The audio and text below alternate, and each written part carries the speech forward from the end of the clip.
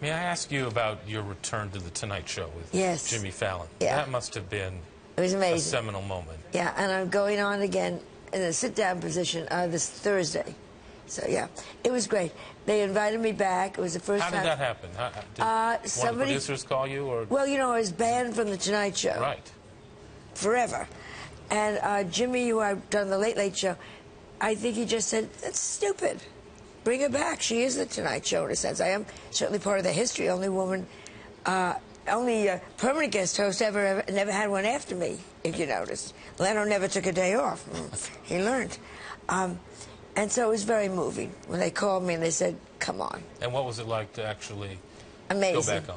Well, first of all, I left a sandwich 28 years ago, which shows you how they clean.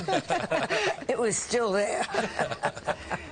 But it was very emotional. And then you see some of the crew that is still there.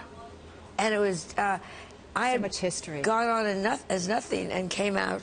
Literally, Carson said, you're going to be a star. So it was a huge thing, huge. Melissa, what was it like to kind of watch your mom? Because you know, some of what she had to deal with and kind of being banished from The Tonight Show and talking to her about it. And to see her be back. Well, it's interesting because people always talk about, like, it was this big, huge, and it was a settlement. But in the moment, it wasn't like we sat around all the time going, oh, she's been banned from The Tonight Show.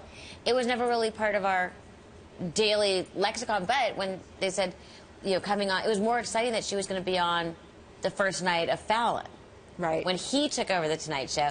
And then suddenly you realize, oh, my God, this was such a seminal... It was almost a backlash. We didn't really think about it that much in advance. There was no master plan. It just worked, and then you realize the emotion of it and how amazing it was. And people caught on to it immediately. Immediately. Surprised about it. We didn't think anybody was even going to put two and two together.